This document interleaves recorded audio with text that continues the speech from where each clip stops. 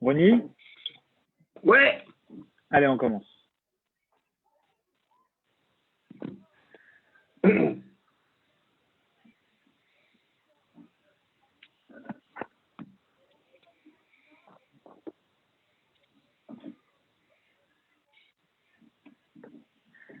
Alors, lundi, on a parlé en première partie de toutes les lois ainsi que les sources talmudiques concernant le rêve. On avait défini plusieurs choses, c'est important de les rappeler, d'accord, que une personne, lorsqu'elle fait un bon rêve ou un mauvais rêve, en général, ça ne vaut pas le coup de commencer à essayer de rentrer dans les calculs, de savoir pourquoi il a pensé à telle et telle chose, pourquoi c'est arrivé à telle et telle chose, etc., et à chercher une interprétation. Pourquoi? Parce que dans la majeure partie des cas, en tout cas selon la Torah, eh bien, le rêve, c'est la résultante des dernières pensées qu'elle a eues avant de se coucher, des pensées qu'elle a eues pendant la journée avant de rêver, également la résultante de la digestion, etc., etc. Si la digestion est lourde, alors les rêves, ils sont également lourds, compliqués. Donc, il ne faut pas commencer à essayer d'interpréter soi-même ses rêves et de commencer à rentrer dans un état d'esprit où on essaye de comprendre pourquoi on a rêvé de telle et telle chose. D'un autre côté, si les rêves, ils sont répétitifs, ou si c'est quelqu'un d'autre qui rêve de la solution ou d'une interprétation sur un rêve que moi-même j'ai fait, ça interpelle. Et donc, est-ce que ça voudrait dire que la chose, elle est prémonitoire? Alors, à partir de là, évidemment, on rentre dans une configuration de savoir si je cherche à interpréter un rêve qui, pour moi, a du sens parce qu'il est répétitif, comment je fais? Alors, il faut savoir que déjà, c'est pas le rêve qui fixe la destinée, mais c'est l'interprétation du rêve qui fixe le caractère prémonitoire. Ce qui veut dire qu'une personne qui va interpréter un rêve de façon positive, automatiquement, il lui donne une influence positive et il le fixe de façon positive dans la destinée, dans les choses telles qu'elles peuvent se passer, et vice-versa. Donc, à partir de là, quel que soit le rêve que nous sommes en train de faire, si on lui donne une interprétation positive, on est en train de le fixer de façon positive. Voilà pourquoi, lorsque nous faisons un bon rêve, alors à ce moment-là, il faut savoir que on peut se permettre de lui fixer une interprétation positive pour que les choses positives elles arrivent. Du reste, c'est écrit dans le Talmud, Brachot, à la page 57, que lorsqu'on rêve d'un tzaddik, d'un juste, c'est toujours siman tov, c'est toujours un bon signe. Donc on peut fixer ça, ne pas hésiter à raconter qu'on a rêvé d'un tzaddik pour justement fixer à ce que la chose elle soit positive. D'un autre côté, si on a l'impression de faire un mauvais rêve de façon répétitive ou que quelqu'un est en train de fixer la chose en nous disant que lui-même a rêvé de cette chose-là à notre propos, etc., eh bien, il y a deux solutions. La première solution, c'est de faire Atavat Chalom, de passer devant trois personnes, un Beddin, un Cohen, un Lévi, un Israël, au mieux, pour pouvoir justement leur dire qu'on a fait tel rêve et eux, ils vont le fixer de façon positive. Ça veut dire qu'ils vont dire que ce rêve-là est un rêve positif et comme ça, il va n'y avoir qu'une retombée positive à ce propos. D'un autre côté, il y a une autre façon de faire. La seconde façon, c'est au moment de Birkat Kohanim à la synagogue, au moment où justement on va être en train d'assister à la bénédiction des Kohanim, il y a un psaume, un ribono shel olam, un psaume, une sorte de prière qu'on peut lire. Et cette prière-là, elle nous permet de demander à ce que nos rêves soient positifs. Et quand on va finir cette prière-là, le peuple, les gens qui assistent à la bénédiction des Kohanim diront Amen, et nous-mêmes, nous dirons également, eh bien, nous finirons notre bénédiction en même temps que la bénédiction des Kohanim. Du coup, tout le monde dira Amen, non seulement à la bénédiction, mais également à cette prière que nous avons faite, et on va les fixer de façon positive. Ça, c'est un rappel de ce qu'on a dit lundi. On va maintenant rentrer dans le sujet qui est propre au rêve, également à la paracha de la semaine, et nous verrons que, en conclusion de ce cours, qui crée un lien, un pont entre le rêve et la paracha de la semaine, on arrivera à dégager une interprétation mystique et chassidique du rêve, compte tenu de ce qu'on aura dit, et également des lois citées dans le cours de lundi et que nous avons rappelées en début de cours aujourd'hui. On est donc à la référence 1. Au début de la paracha, les premiers mots de la paracha du reste parlent du rêve que Pharaon a fait, où il se voyait au bord d'un fleuve, et qu'il voyait que sortait du fleuve 7 belles vaches qui étaient en train de paître. Puis ensuite, il voit 7 autres vaches, qui sont des vaches maigres, qui sortent du fleuve et qui se mettent côte à côte avec les vaches grasses. Les vaches maigres, elles finissent par dévorer les vaches grasses. Pharaon, il se réveille, il est perturbé par ce rêve. Puis il se rendort, et là, il fait un nouveau rêve. Et dans ce second rêve, il voit la même scène, sauf que ce n'est plus des vaches, mais ce sont des épis de blé. Le matin, il est complètement troublé. Pourquoi? Parce qu'il fait 2 rêves de suite. Et ces 2 rêves, ils sont répétitifs. Ce qu'on avait dit tout à l'heure, justement, le caractère répétitif, il l'interpelle. Et à partir de là, il essaye de comprendre le sens de ces rêves-là. Il fait appel aux savants, aux astrologues de l'Égypte, aux magiciens, mais aucun n'arrive à donner un sens cohérent à Pharaon. Et Rachid nous dit, c'est pas en fait finalement qu'ils n'ont pas réussi à donner de sens. Bien sûr, ils ont réussi à donner un sens. Mais le problème, c'est que le sens qu'ils donnaient à Pharaon, c'est un sens qui est totalement différent, d'accord, du sens initial, du sens auquel Pharaon s'attendait à comprendre ce qui était en train de se dire. Exemple, nous dit ici Rachid, à propos de ce qu'a dit Pharaon. En fait, il donnait des sens. Par exemple, il disait, tu vas avoir 7 filles et ensuite, tu enterreras, que Dieu nous en préserve également, 7 filles. C'est quoi cette histoire? Eh bien, il disait, les astrologues disaient, mais si on parle de vaches grasses, vaches maigres, épis fournis, épis non fournis, c'est certainement une bonne nouvelle, une mauvaise nouvelle. Donc, 7 filles et ensuite, tu perdras également, chas v'shalom, 7 filles. Donc, ils ont donné des explications à Pharaon. Le problème, c'est que ces explications-là, elles n'ont en rien satisfait Pharaon. À la suite de ça, eh bien, le maître Échanson se rappelle qu'en prison, il avait rencontré une personne qui s'appelait Yosef, Yosef Hatzadik, et qui avait interprété de façon totalement brillante ses rêves. Et il lui dit alors, faites-le moi monter, on va lui demander. Et Yosef, il dit à Pharaon, ton rêve, en fait, c'est ce que Dieu est en train de préparer. Il est en train de te l'annoncer. Il est en train de te dire que ces 7 belles vaches correspondent à 7 années d'abondance, comme les 7 épis du reste. L'un et l'autre correspondent à 7 choses abondantes. Du reste, tes 2 rêves sont un seul et même songe. Ce n'est pas 2 rêves différents. C'est le caractère répétitif du rêve qui finalement fait référence à la même chose. À partir de là, il lui dit, si tu vois ensuite 7 vaches maigres et que tu vois également 7 épis maigres, ça fait référence à 7 années de famine. Ça veut donc dire que tu auras 7 années abondantes en Égypte, de richesse extrême dans le pays, puis ensuite viendront 7 années de famine. Et Yosef continue. Il lui dit, il faut que tu saches que la suite, elle est que tu vas devoir choisir un homme qui est sage, une personne qui est compétente, qui va justement être préposée au pays et qui va établir des responsables dans le pays afin de pouvoir faire en sorte de prélever une partie de la récolte pendant les années abondantes afin que pendant les années de famine, on ait de quoi manger. Et là, Pharaon, il est abasourdi par cette explication magnifique que lui donne Yosef. Et il lui dit, tu sais quoi? C'est toi qui seras nommé le vice-roi d'Égypte. Alors évidemment, quand on voit cette histoire-là, il y a plusieurs choses qui nous interpellent. La première, c'est déjà de comprendre quelle est la difficulté qu'ont eu les ministres de Pharaon à comprendre ce rêve-là.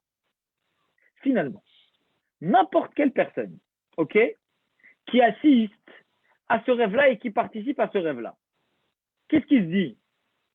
Il se dit finalement, eh bien, c'est très simple. Lorsqu'on voit des choses grasses qui émergent du fleuve, à quoi ça peut faire référence? Ça ne peut faire référence qu'à une seule chose. Ça peut faire référence à l'abondance de l'Égypte. Pourquoi? Parce que tout le monde savait que le Nil était par essence, justement, ce qu'il y a de meilleur en Égypte. La source d'abondance et de richesse de l'Égypte, elle dépendait du Nil. Et du coup, quand Pharaon, il est en train de voir dans son rêve, dans ses rêves, des choses abondantes, grasses, qui sortent du Nil, ça devrait être tout à fait logique. Michel, on est à la première question. On se pose la question, on a resitué, Michel, Patrick, toutes les personnes qui nous ont rejoints, on a resitué ce que vous connaissez, c'est-à-dire les rêves de Pharaon, et on est en train de dire que Yosef, il les a interprétés, qu'il allait même plus loin dans l'interprétation, il a donné finalement un conseil qu'il fallait choisir un préposé qui allait prélever de la récolte pendant les années abondantes. Et on dit que finalement, cette scène-là, elle nous soulève plusieurs questions. La première, c'est déjà de comprendre comment ça se fait que les astrologues de Pharaon, ils ont donné des explications. Rachidi, ils ont dit, c'est cette fille que tu vas avoir et cette fille, Chas Shalom, que tu enterreras. La question que pose Rabbeinu Bechaya, il dit, mais finalement, c'était simple, l'interprétation de Yosef. Parce que quand on sait que le Nil, c'est la source de richesse de l'Égypte, et qu'on voit des vaches grasses qui sortent du Nil, et à la suite de ça, des choses maigres, on comprend tout de suite que ça a finalement une portée sur la richesse de l'Égypte. Comment se fait-il que uniquement Yosef a réussi à comprendre cette interprétation, alors que finalement, lorsqu'on regarde ce qu'on est en train de dire, ça a l'air somme toute très logique de considérer qu'on parle de la richesse de l'Égypte. Pourquoi ils n'ont pas percuté tout de suite? Deuxièmement, le Al-Shir pose également une seconde question. Il dit finalement, quand on regarde ce que Yosef a interprété, on est très étonné de la façon avec laquelle Yosef il rentre dans le paysage. Tout d'abord, Yosef, il interprète, mais en plus de ça, qu'est-ce qu'il fait? Il conseille. Il se dit finalement, on a l'impression en tout cas, que Yosef se dit, c'est le moment de me caser, c'est le moment de me trouver une place.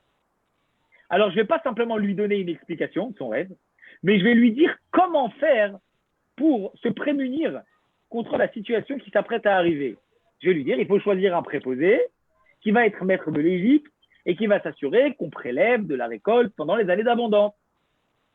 Comme ça, pendant les années de famine, on aura ce qu'il faut.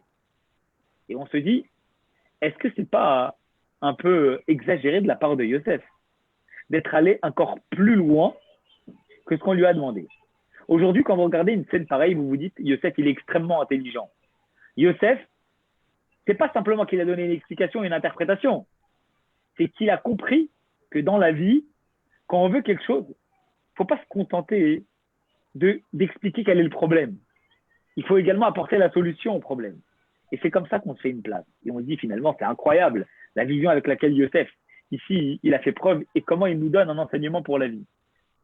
Mais on se dit quand même que de la part de Yosef, à qui justement il a été reproché de ne pas avoir eu à la fin de la paracha la semaine dernière assez confiance en Dieu, en demandant au maître échanson de se rappeler de lui.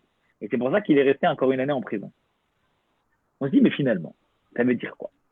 Tu viens de passer une année de plus en prison et tu sais pourquoi, parce que tu n'as pas été à la hauteur vis-à-vis de Dieu. Et là, tu te retrouves devant Pharaon. Et Pharaon te demande quelque chose. Et qu'est-ce que tu fais?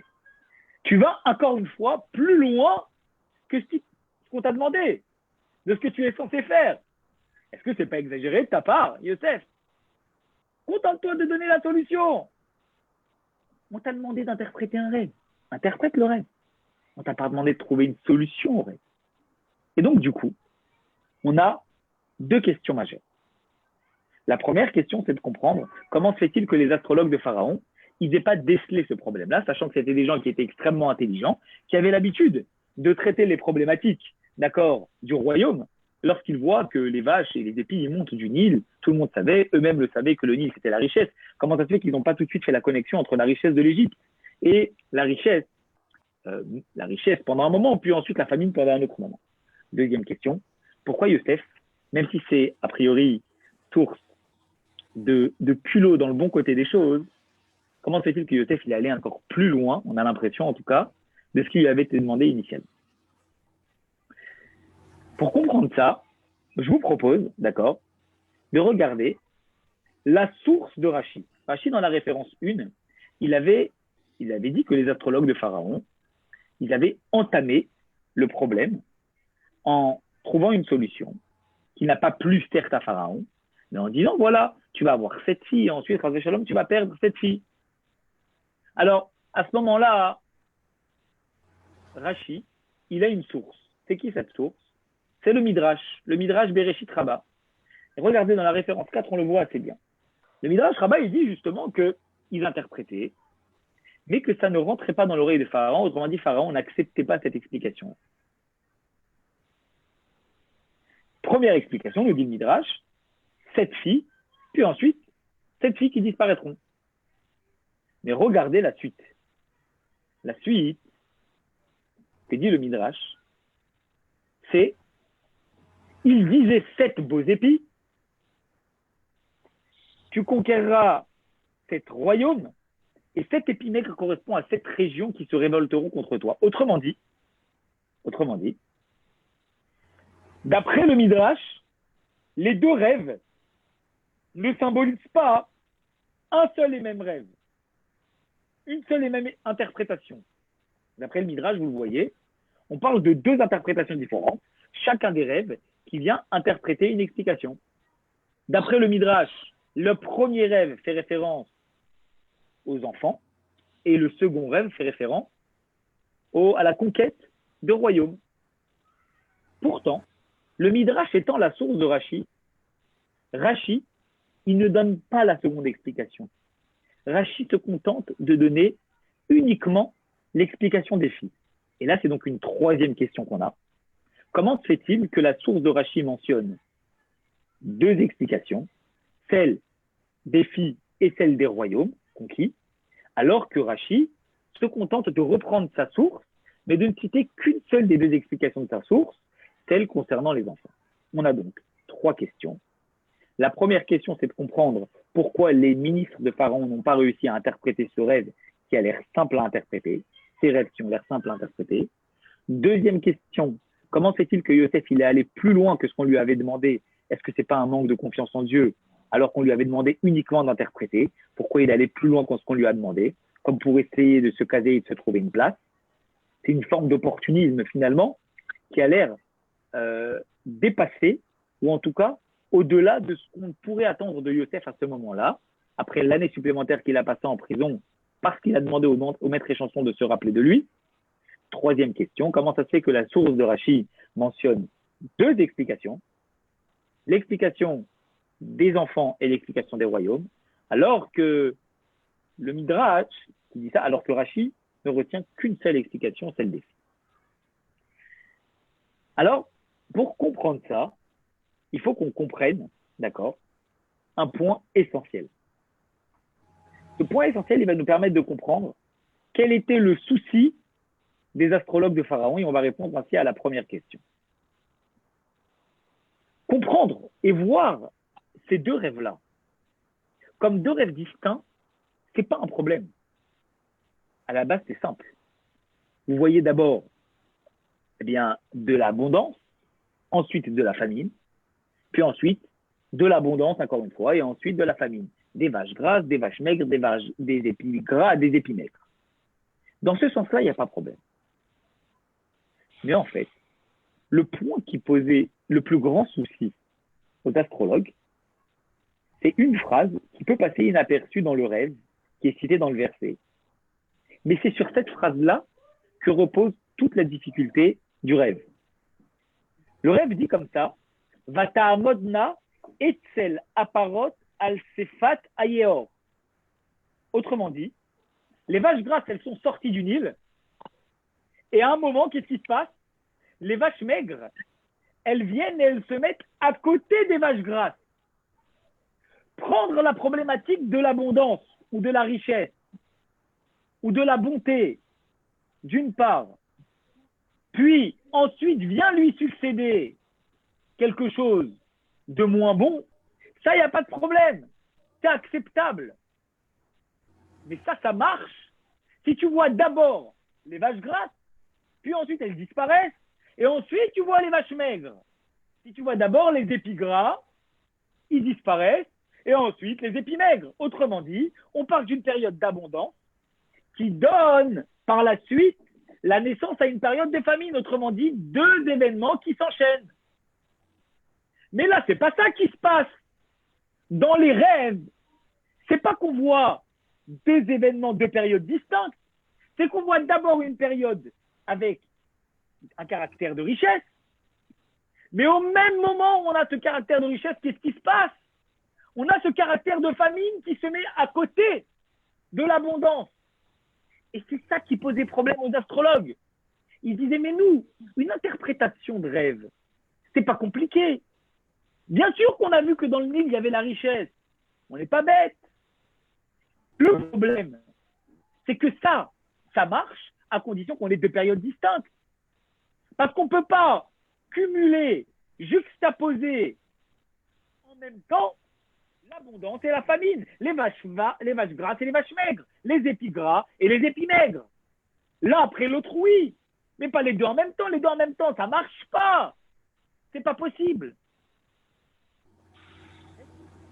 Ça, c'est la raison déjà qui vient nous répondre à la première question, de comprendre comment ça se fait que les astrologues, ils n'ont pas réussi à donner une interprétation qui était acceptable par Pharaon. Ils ont parlé au départ des filles. Ils disent à Pharaon quoi? Ils lui disent, ouais, tu vas avoir 7 filles et ensuite, les 7 filles, tu vas les enterrer. Pharaon, il dit, ça marche pas. Pourquoi ça marche pas? Parce que oui, ça marche quand tu vois deux choses qui se succèdent les unes après les autres. D'abord 7 filles, et ensuite, après, les filles vont partir. Mais en même temps, c'est pas possible. Tu ne peux pas en même temps les avoir et en même temps, les perdre. Ça marche pas. C'est quelque chose qui n'est pas logique. C'est pour ça que dans l'interprétation des astrologues qu'ils ont cherché à donner, ça marchait pas, ça matchait pas pour Pharaon, parce que Pharaon ne comprenait pas comment on peut trouver un point de logique, un lien entre les rêves et l'interprétation, alors qu'il y a une phrase qui est essentielle, Vatamodna etzel aparot al fatayor, qu'il y a un moment dans les rêves, les vaches grasses et les vaches maigres, elles sont les unes à côté des autres. Ça veut dire qu'on a un lien. C'est pas l'un après l'autre, c'est l'un avec l'autre au même moment. Et ça, Pharaon, il écoutait les interprétations des rêves. Ça ne matchait pas, ça allait pas.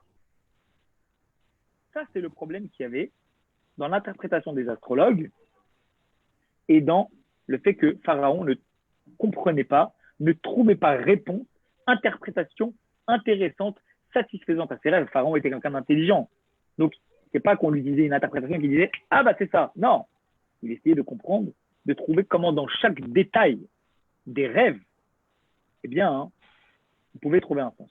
Alors vous allez me dire, oui, on a dit lundi, dans le Talmud, c'est écrit qu'il ne faut pas tenir compte des détails des rêves, parce que des fois, dans un rêve, on a dit au tout début de la Gemara, de la Sougia qu'on a abordé lundi, dans les rêves, il y a des choses oui, des choses non, etc. Oui, mais rappelez-vous, on a dit un point important, on a dit comment on fait pour savoir s'il faut, eh bien, faire en sorte de garder en tête un rêve, de se dire que peut-être que le rêve, il a un sens. C'est pas quand on fait un rêve comme ça ou un cauchemar comme ça que ça a un sens.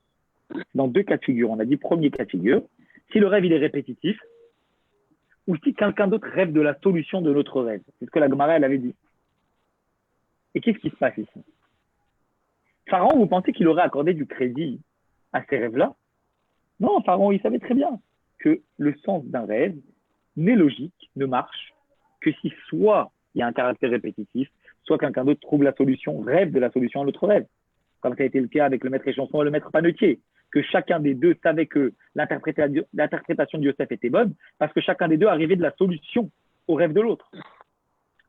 Ce qui a fait en sorte que Pharaon, il a retenu dans sa tête le fait qu'il y a une importance dans ce rêve-là. C'est quoi? C'est parce qu'en fait, il fait deux rêves, l'un à la suite de l'autre, où il voit exactement la même chose. Il voit la première fois des vaches et la seconde fois des épis, mais il voit la même chose. Il voit des choses grasses qui sortent du Nil, ou se mettent à côté des choses maigres, et ensuite les choses maigres, elles avalent les choses grasses. Pour les vaches, une première fois, il se réveille, il est troublé par ce rêve, mais il se dit, il n'y a pas d'importance à accorder parce que je ne l'ai fait qu'une seule fois.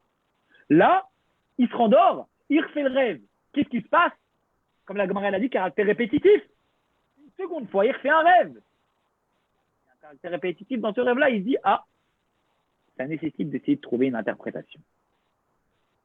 Voilà pourquoi, réponse à notre troisième question, le Midrash parlait de deux rêves, chacune avec une explication. Mais Rashi n'a pas retenu les deux explications du Midrash, les filles et les royaumes, il n'en a retenu qu'une seule, celle des filles. On avait posé la question, pourquoi il a retenu qu'une seule? Eh bien, tout simplement, comme Rashi se base sur ce que la Gemara nous dit, que pour pouvoir accorder une attention particulière à un rêve, il faut qu'il ait un caractère répétitif. Ça veut donc dire que quand on fait 2 ou 3 fois le même rêve, avec des choses différentes, c'est pas qu'on a fait 3 rêves avec 3 interprétations différentes. C'est que si on l'a fait 3 fois de façon répétitive, c'est qu'il a peut-être force d'être fixé dans le temps. Et ça ne veut pas dire qu'on a 3 choses différentes qui vont se passer.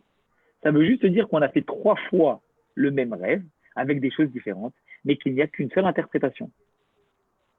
Et la raison pour laquelle on va chercher à comprendre l'interprétation, c'est pas parce qu'on l'a fait une fois, parce que si on l'a fait une fois, on n'y tient pas compte. C'est parce qu'on l'a fait plusieurs fois qu'il a un caractère répétitif, et comme il a un caractère répétitif, alors à ce moment-là, je vais y accorder de l'importance. Voilà pourquoi Rashi ne retient qu'une seule explication. Parce qu'il nous dit ce qui fait que Pharaon il a accordé de l'importance à ce rêve, à ses rêves. C'est pas justement qu'ils ont chacun un sens différent.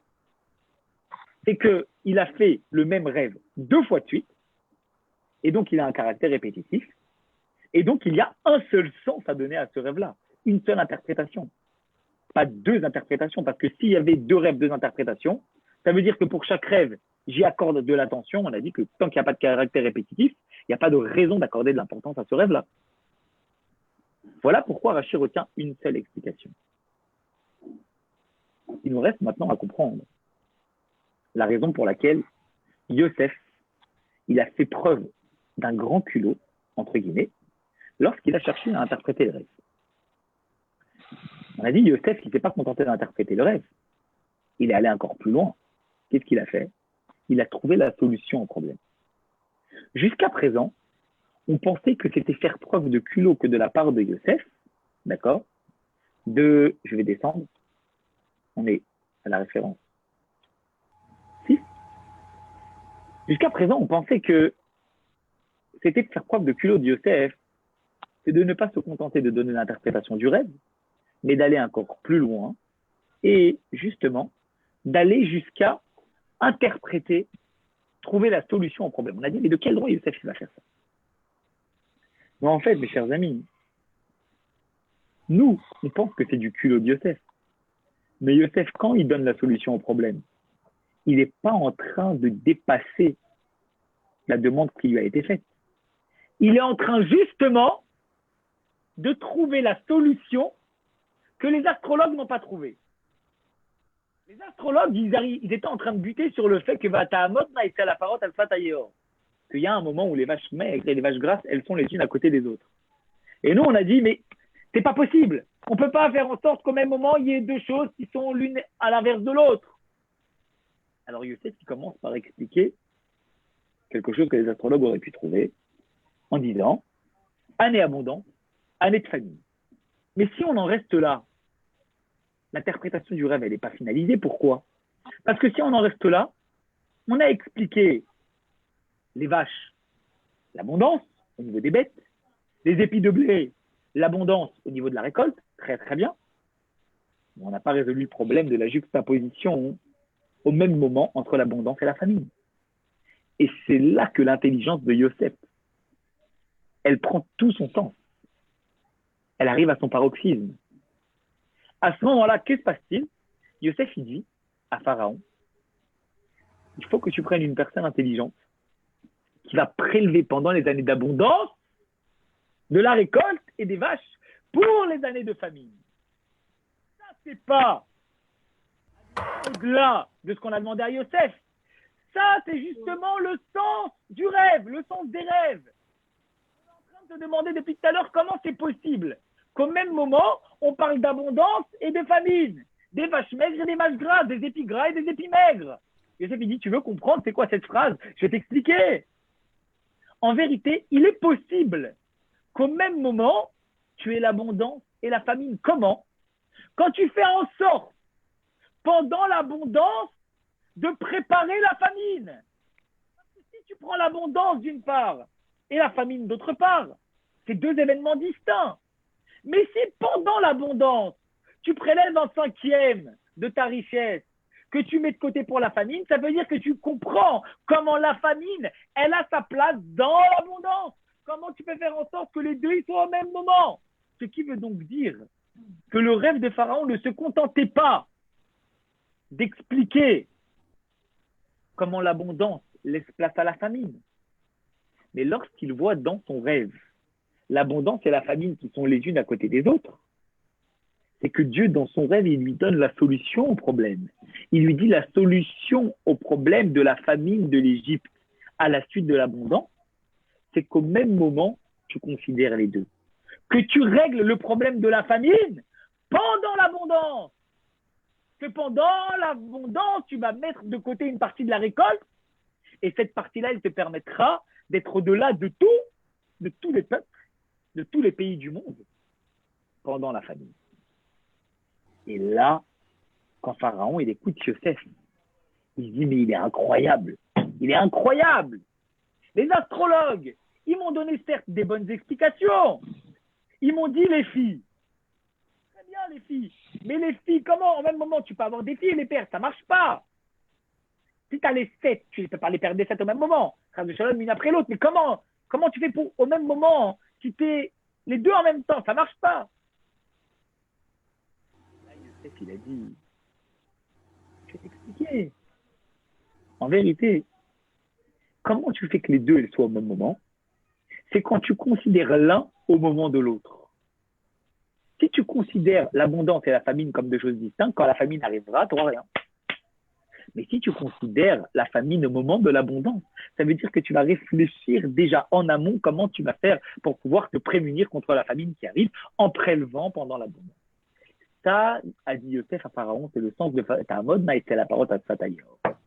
Et c'est pour ça que Vaïta Vadava, Pharaon, il a dit, c'est incroyable, cette chose-là. Vaïta Vadavar Bena Amelech. Il a dit, mais c'est incroyable, cette chose-là qui vient de me dire Yosef. C'est exactement le sens. Excuse-moi, David. Oui. Est-ce qu'on ne peut pas imaginer que c'est un peu simpliste parce que chaque père de famille sait qu'il faut mettre de côté pour les moments difficiles. Oui. D'accord? Ça, c'est le bon sens, y compris dans les anciens temps. Ouais. On ne peut pas imaginer une solution que Dieu, au contraire, a donné, c'est-à-dire que Yosef a avancé une solution et que Dieu a acquiescé, Dieu lui a donné le pouvoir que ses paroles se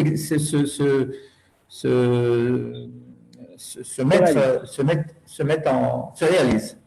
Voilà. Est-ce que c'est plutôt ça le côté, est-ce que c'est pas plutôt ça le côté, disons, mystique qui serait derrière tout ça, parce que finalement, ça n'a rien d'extraordinaire que des bonnes années, des mauvaises années, ça fait partie de la politique normale de l'être humain. Mais ce qui est extraordinaire, c'est le contraire, c'est justement, c'est que Yosef avance un truc extraordinaire, que le roi, lui, accepte la solution et que c'est à retardement, la solution se réalise. Ce qui est extraordinaire, c'est que ce que Yosef a avancé, avec la bénédiction de Dieu, que les choses se sont réalisées à retardement. Ça veut dire qu'il fallait d'abord que le roi fasse confiance à ce que dit Yosef et que les choses se réalisent et que ça devient... Alors, en fait, Michel, il y a 2 points dans ce que tu dis. Le premier point, il est que oui, tu as raison, il est écrit, Tzadik Gozer Vakadosh Baruch Hu Mekayem. Qu'un Tzadik, il est traite et que Dieu accomplit. Donc, il arrive que lorsque les Tzadikim disent des choses, Dieu, il fait en sorte de valider la parole des tzadikim. Ça, c'est un point qui pourrait valider ce que tu es en train de dire, que Yosef, il a dit et que Dieu a accompli. Mais il y a un problème. Pas de façon générale, mais sur ce cas-là. Ce cas-là, il n'est pas en train de dire qu'un tzadik, il va dire et que Akadosh Baruch Hu, il va valider en accomplissant. Il est en train de dire qu'il y a monsieur Pharaon qui a fait un rêve répétitif, répété, et à la suite de ça, Yosef est venu interpréter ce rêve-là. Si tu es en train de dire que Yosef, il a dit quelque chose et que par miracle, Pharaon a accepté ce que Yosef a dit et que Dieu a validé ce que Yosef a dit, ça veut donc dire quoi? Qu'il n'y a pas de caractère prémonitoire dans le rêve de Pharaon. Parce que ça veut dire que Yosef, il a dit quelque chose et que Dieu, entre guillemets, il s'est senti obligé de réaliser ce que Yosef avait dit parce qu'ils se sont engagés par la parole du tzaddik. Mais s'ils se sont engagés par la parole du tzaddik, ça veut dire que cela n'a aucun lien avec le rêve que Pharaon avait fait. Parce que si le rêve de Pharaon est prémonitoire, ça veut dire que dès le départ, avant même que Yosef il s'exprime sur la question, quand Pharaon il rêve de telle et telle chose, Dieu, il a déjà anticipé à travers le rêve qui montre à Pharaon que telle et telle chose vont se passer.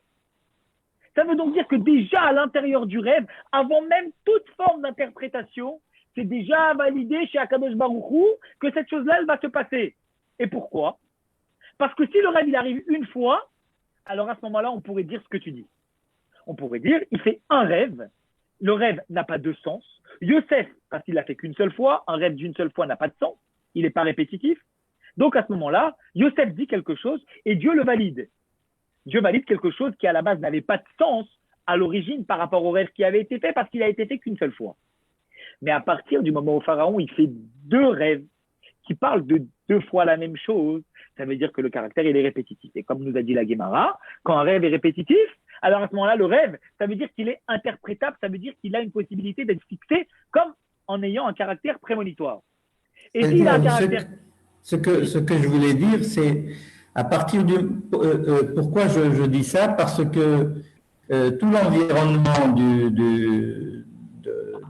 du roi avait connaissance des anciens rêves que Yosef a bien interprétés et bien réalisés. Ça veut dire que c'est une question de confiance dans ce bonhomme-là qu'il interprète correctement les rêves. Et étant donné le passé de Joseph, c'est sur la base du passé de Joseph qu'il interprète et ça s'exerce comme il faut, l'histoire. On peut dire que Pharaon a accepté d'office l'interprétation du rêve vu l'historique des rêves, des interprétations de Yosef. Tu vois ce que je veux dire? Oui, je vois ce que tu veux dire, mais il y a un autre problème, Michel. C'est que là, ça voudrait dire considérer que Pharaon, il n'a jamais reçu de réponse à d'autres rêves qu'il a fait par ses astrologues. Et donc, à ce moment-là, si tu dis ça, j'ai pas confiance en mes astrologues, j'ai confiance en Yosef parce que Yosef, il vient d'interpréter les rêves et la preuve, c'est que ça a été lui. Ouais, et c'est pas le cas, Michel. Pharaon, il avait souvent des rêves, même s'ils sont pas mentionnés ici dans la Torah. Et les astrologues, ils étaient au niveau de la magie, ils étaient des gens qui étaient très compétents. Je rappelle qu'à l'époque de Pharaon, Bilam était un de ses astrologues, d'accord? D'après la vie qui dit que c'est le même Pharaon de Moshe Rabbeinu. Alors à ce moment-là, Bilam était un des astrologues de Pharaon, ça veut dire que Bilam était quelqu'un qui était très compétent, et plusieurs fois ils ont réussi à interpréter les rêves. C'est pas un souci ça, c'est pas une question. Ils ont déjà réussi plusieurs fois à interpréter les rêves.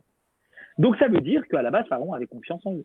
Ça veut dire que le fait qu'il ait confiance en Yosef, c'est pas parce que Yosef il savait interpréter des rêves, et eux non, parce qu'eux interprétaient souvent des rêves. Ça veut juste dire que sur ce coup-là, eux, ils buguaient, ils n'arrivaient pas à comprendre. C'était quoi le point gênant dans cette histoire où tu as Davar Veifoucho, tu as une chose et son contraire, tu as l'abondance et la famine en même temps juxtaposées devant le Nil. Ça, ils ne comprenaient pas. Ils essayaient, ils n'arrivaient pas. Mais Dieu, comme il donne de façon générale des indications pour savoir, comme on l'a dit lundi, si ce rêve-là, il nécessite d'être interprété, il dit que c'est soit répétitif, soit la solution au rêve. Dans le cas de Yosef, ce qui a fait que l'explication elle a été validée, c'est la deuxième condition, parce que chacun, maître échanson et maître panetier, a rêvé de la solution du rêve de l'autre. dans ce cas précis, c'est le deuxième cas, enfin le premier qu'on a cité, c'est le fait qu'il y a un caractère répétitif dans le rêve. Donc, puisqu'il y a un caractère répétitif, c'est que déjà Dieu, il a décidé ce qui va se passer. La question, c'est de savoir qu'est-ce qu'il a décidé. Puisque j'ai fait 2 fois le rêve, c'est que Dieu, il a décidé. C'est quoi? Qu'est-ce qui va se passer? Je demande aux astrologues, ils me donnent des explications, mais les explications, elles ne sont pas satisfaisantes parce qu'ils n'arrivent pas à traiter le paramètre du moment où les vaches maigres et les vaches grasses, elles sont les unes à côté des autres au même moment. Comment on fait pour gérer ça? Ah, on a peut-être un autre qui sait interpréter les rêves. On va lui demander. Et là, Yosef vient. Et Yosef, il donne une explication complète. S'il s'était arrêté à l'explication de l'abondance et la famine, l'explication, c'est la même que celle des astrologues. Mais le chidouch, le caractère exceptionnel de l'interprétation de Yosef, il est que Yosef, il a donné une interprétation totale. Parce que cette phrase-là qui posait problème aux astrologues de savoir comment l'abondance et la famine peuvent être en même temps, Yosef, il a réussi à répondre à cette question-là. Il lui a dit, en fait, la famine et l'abondance sont en même temps à partir du moment où Dieu est en train de te montrer, même si ça a l'air logique, tu me dis, Michel, qu'un bon père de famille, pendant l'abondance, il va gérer la famine. Ça ne veut pas dire que pendant l'abondance, on sait qu'il va y avoir la famine après. Donc, quand tu as cette année d'abondance, ça ne veut pas dire que tu sais qu'il va y avoir cette année de famine après. Est-ce que tu vas savoir gérer les quantités en abondance à mettre de côté pour pouvoir se parer contre à l'avenir? Est-ce que tu vas savoir que le monde entier va dépendre de toi? Ça, c'est des choses que tu ne peux pas prévoir. Alors, quelqu'un qui met de côté aujourd'hui, il met de côté. Alors, mais combien il met de côté? Il met de côté par-ci, par-là, quand il a le temps. Oui. Mais le problème, il est que si tu sais déjà que tu vas avoir tant de choses qui vont arriver après, tu es capable d'anticiper le calcul des choses que tu as besoin, de ton besoin initial, pour pouvoir anticiper le problème. Exemple, Michel, si on t'est dit qu'il va y avoir l'abondance et qu'il faut mettre de côté, mais tu ne sais pas combien d'années de famine il y a, tu mets combien de côté? Un cinquième, la moitié, un tiers, tu ne sais pas. Et Yosef, il a dit exactement ce qui se passe. Il a dit, c'est pas que tu vas avoir cette année d'abondance et 200 années de famine, c'est que tu vas avoir cette année d'abondance, cette année de famine. Pour pouvoir être en mesure, logiquement parlant, mathématiquement parlant, de gérer le problème de l'abondance pendant la famine, il faut que tu considères que le besoin que tu as pendant l'abondance, c'est un besoin que tu consommes en Égypte pour ton pays. Par contre, pendant la famine, qu'est-ce qui va se passer? Eh bien, automatiquement, c'est pas juste combler le besoin de ton pays, c'est combler le besoin de ton pays, mais de tous les pays environnants. Et donc, du coup, tu vas devoir mettre de côté un cinquième exactement, parce que c'est la quantité dont tu vas avoir besoin, d'accord, pour pouvoir non seulement nourrir ton pays, mais être en mesure de pouvoir nourrir le monde entier qui vont venir à la rescousse pour essayer d'avoir ce qu'il faut. Parce que toi, ça sera aussi la famine pour toi. Mais sauf que toi, tu auras anticipé le problème et tu auras mis suffisamment de côté pour pouvoir nourrir pas simplement ton pays, mais le monde entier. Ce qui veut donc dire qu'il ne s'est pas contenté juste de dire « je vais mettre de côté ». Il a dit « je vais mettre de côté la quantité exacte qui est nécessaire pour te nourrir toi, pour nourrir le monde entier. » Et au-delà de ça, Yosef, il a fait quelque chose d'exceptionnel et qui a soulevé l'interrogation et en même temps gérer l'éblouissement de Pharaon. C'est que Yosef a montré à Pharaon que Dieu, lorsqu'il amène un événement dans ce monde-là, il n'est pas uniquement en train d'amener l'événement en soi ou de donner par le rêve une indication sur ce qui va se passer.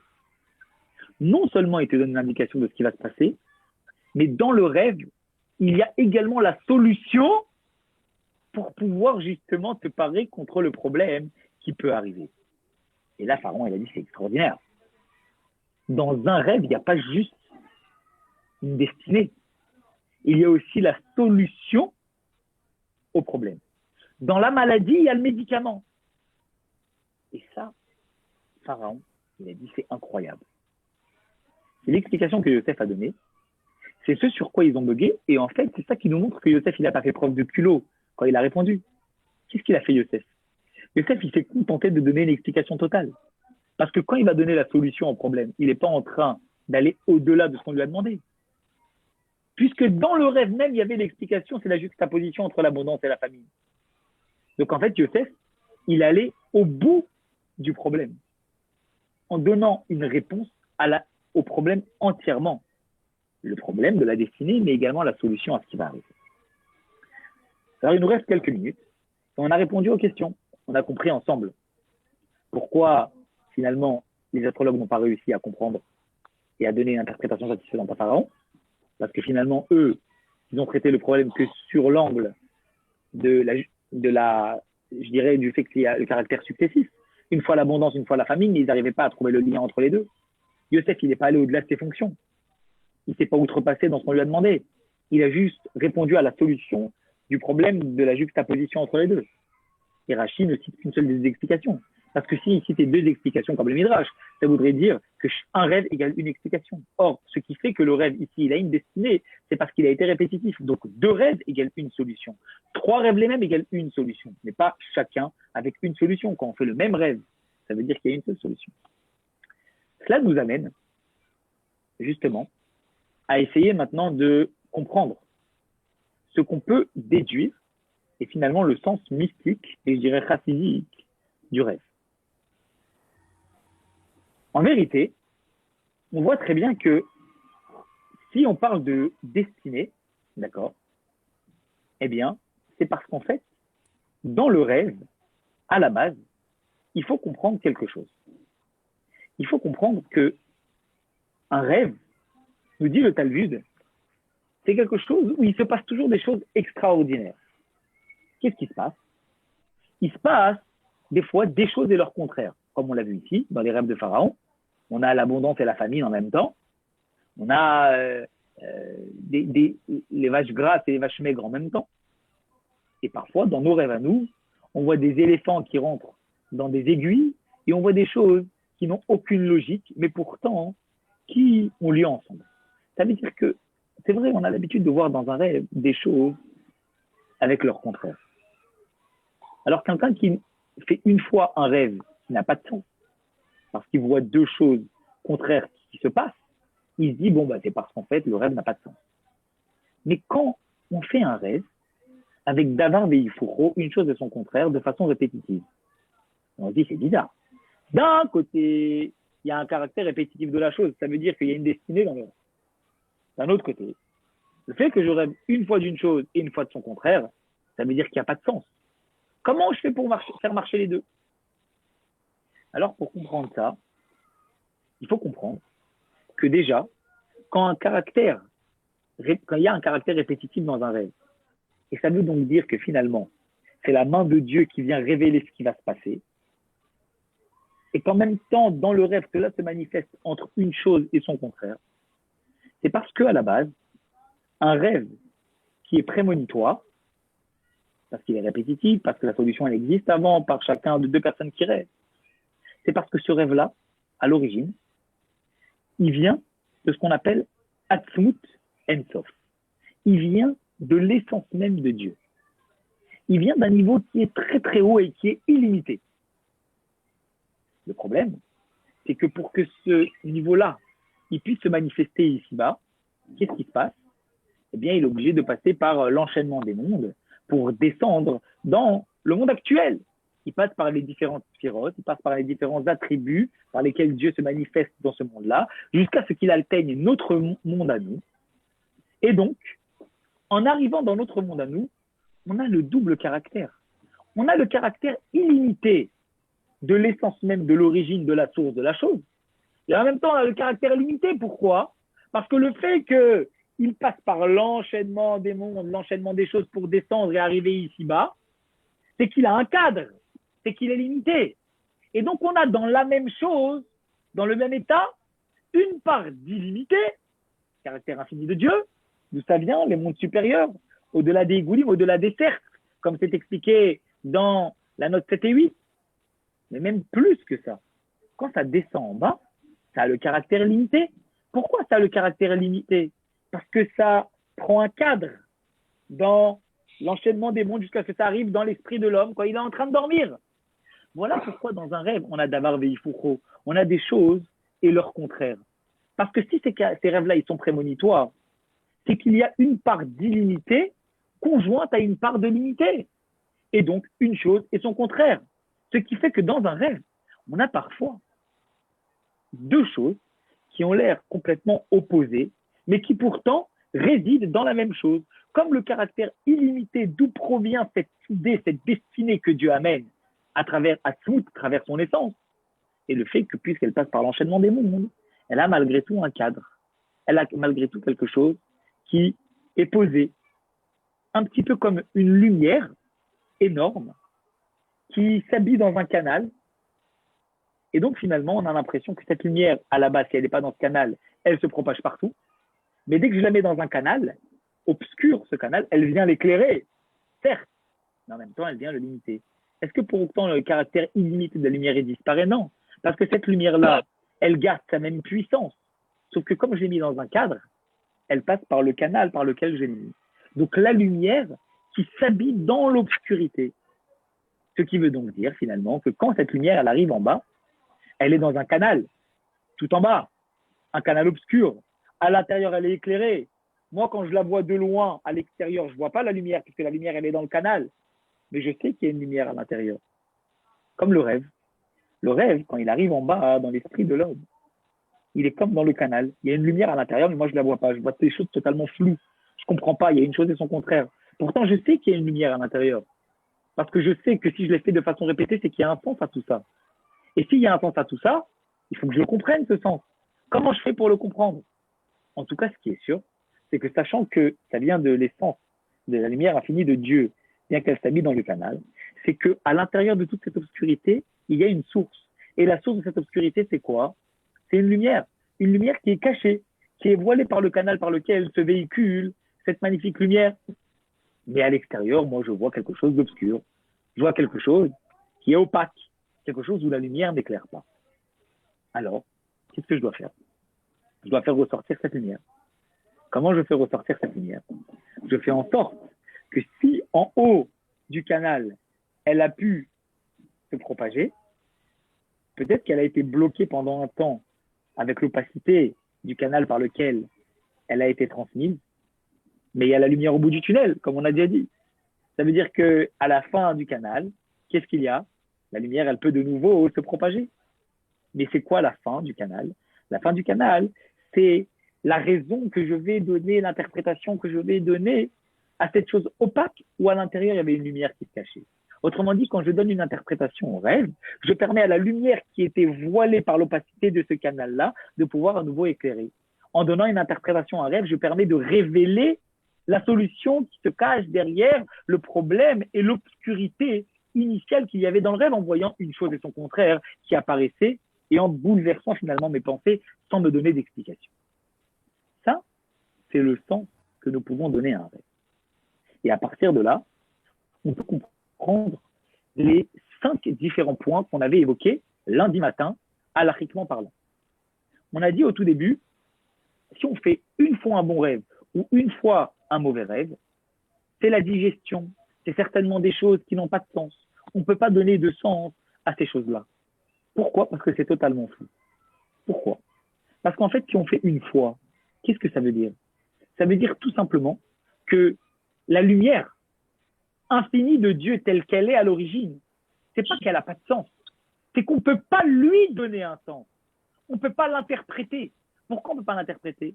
Parce que quand je fais qu'une seule fois un rêve, alors à ce moment-là, ça veut dire que la lumière, elle est à son état brut.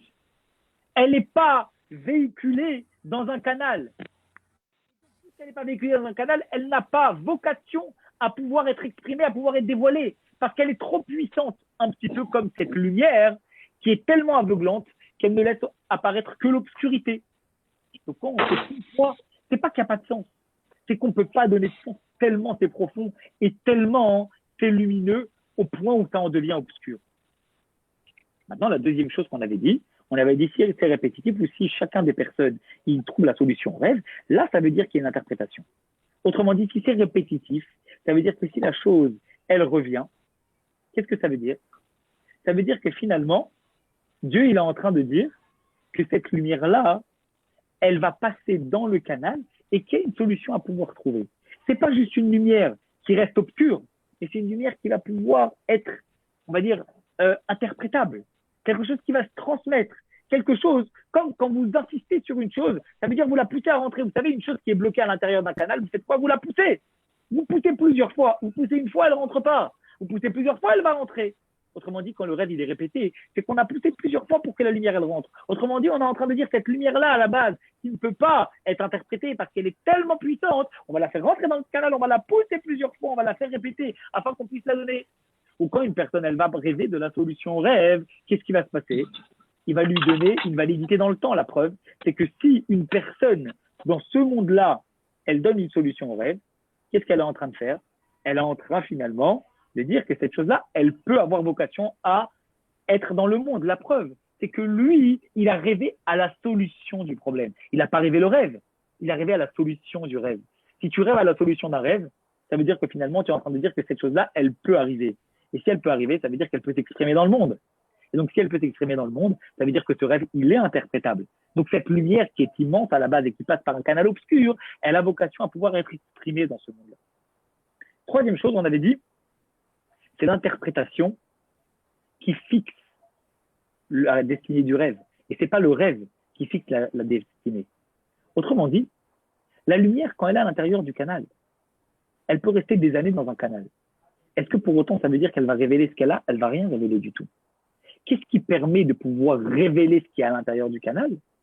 C'est quand à la sortie du tunnel, je suis là pour pouvoir faire manifester cette lumière. Autrement dit, ce qui permet de pouvoir valider un rêve, c'est comment je vais la faire agir et interagir dans ce monde-là. Comment je vais révéler la lumière.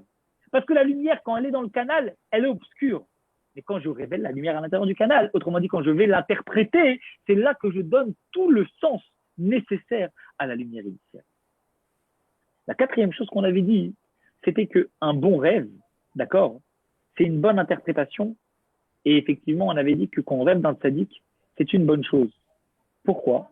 Parce qu'automatiquement, quand on rêve d'un tzaddik, quand on rêve d'un juste, alors le juste, puisqu'il est dans ce monde-là, on dit il passe tout à des Moshe Bechol Dara Vedara. Quand on dit qu'un rabbi, il a l'âme de Moshe Rabbeinu. Et toute la destinée de Moshe Rabbeinu, elle était de pouvoir agir dans ce monde-là. Autrement dit, quand tu rêves d'un tzaddik, et que ce tzaddik, toute sa mission, toute sa vie, elle a été de donner dans ce monde-là, c'est qu'automatiquement, tu es déjà dans l'interprétation du rêve. Parce que si une lumière, elle se cache dans un canal obscur, mais que derrière cette lumière, il y a le sens d'un tzaddik, ça veut dire qu'elle a vocation à pouvoir être révélée dans ce monde-là, comme le travail effectué par le tzaddik durant toute sa vie. Et la cinquième chose, c'est qu'on avait dit que quand on fait un mauvais rêve, on a deux façons de pouvoir le poser dans le bon. Soit en faisant Atavat Chalom, avec 3 personnes qu'on va réunir qui vont le fixer dans le bon, soit en faisant Birkat Kohanim. Par le Birkat Kohanim, le Yeraton qu'on va faire, le Ribono Shel Olam, on va pouvoir le fixer comme étant une bonne chose. Alors ça veut dire que quand on fait un cauchemar, quand on a l'impression que la lumière qui est à l'intérieur du canal, elle est obscure également, comment on fait pour lui donner un sens lumineux? C'est très simple. En prenant 3 personnes qui vont valider que la chose elle est bonne, ça veut dire qu'ils vont donner un sens positif à la chose. Ça veut dire que parfois, une chose négative, quand on lui donne un sens positif, on fait en sorte qu'elle devienne positive. Vous imaginez, la plupart des gens dans ce monde-là, ils voient des choses négatives. Mais s'ils leur donnent un sens positif, si tu fais en sorte de penser bien, tout ira bien. Ça ne veut pas dire que la chose elle va être bonne. Ça veut dire que si tu la penses bien, si tu lui donnes un sens positif à ce moment-là, tu lui donnes un caractère positif à cette chose-là. Et à ce moment-là, si tu la fixes comme étant quelque chose de bon, c'est une chose bonne qui va s'exprimer. Ça, c'est pour ce qui va être fixé par le Beddin dans Atavat Chalom. La deuxième chose, elle est au niveau de Birkat Kohanim. On sait que Birkat Kohanim, c'est les Kohanim. Et les Kohanim, c'est quoi? C'est Ahava, c'est l'amour. C'est le Chesed, c'est la bonté. La bonté, c'est la première des sphirotes, celle qui est tout en haut. Puisqu'elle est tout en haut, ça veut dire que c'est le moment où la lumière, elle va commencer à rentrer dans le canal. Elle est en train de commencer à être véhiculée. Qu'est-ce qui est intéressant au moment où la lumière elle rentre dans le canal? C'est qu'au moment où elle rentre dans le canal, elle a en même temps sa force d'éblouissement du départ, et en même temps le caractère où elle peut s'habiller dans quelque chose de limité, parce que c'est le moment où elle rentre dans le canal. Une fois qu'elle est déjà dans le canal et qu'elle commence à s'enchaîner, on ne voit pas ce qu'il y avait avant. On ne voit pas ce qu'il y a après, parce qu'elle est dans le canal. Donc on ne voit que de l'obscurité. Mais au moment où elle rentre dans le canal, on a en même temps la luminosité de la lumière avant qu'elle rentre dans le canal, et en même temps l'obscurité qui commence à naître. Ou l'obscurité, ou le fait qu'elle va s'habiller dans les différents caractères de ce monde-là. Voilà pourquoi c'est au moment de Birkat Kohanim qu'on peut poser et qu'un rêve il soit positif. Parce qu'au moment de Birkat Kohanim, c'est le chesed qui se révèle, la bonté. Et la bonté, qu'est-ce qu'elle permet de révéler? Elle permet de révéler au même moment d'avar vifuro. La lumière qui est claire, mais qui va rentrer dans un canal qui est obscur, comme un peu ce qu'a vu Yosef. Alors, s'il faut retenir une chose de toute cette longue sikha qu'on a pu voir sur le rêve, c'est que dans un rêve, quand on voit une chose et son contraire, il y a une prémonition, c'est sûr et certain. C'est quoi? C'est de savoir que dans la vie, Une chose qui a l'air obscure n'est pas obscure. Une chose qui a l'air obscure, elle est lumineuse. Comment on fait pour savoir si elle est lumineuse? C'est pas important de savoir si elle est lumineuse. Ce qui est important, c'est si moi je la vois lumineuse. Si je vois la chose lumineuse, alors automatiquement, je suis en train de lui donner un caractère lumineux. Et en lui donnant un caractère lumineux, je suis en train de la valider dans ce monde-là par son interprétation comme étant quelque chose de lumineux, afin que tout ce qui nous arrive ne soit exclusivement positif et nous amène de la lumière. Voilà. Exact. Merci, David. Je vous souhaite une très très très bonne journée. On se retrouve Bezrat Hashem lundi pour un nouveau sujet, un nouveau thème sur la paracha de la semaine prochaine, la paracha de Vaïgash. Il n'y a pas de questions. Je vous souhaite une très très bonne journée. Hanouka Sameach, plein de bonnes choses à tout le monde. Des bonnes nouvelles. Merci beaucoup. Kol, tout, au revoir.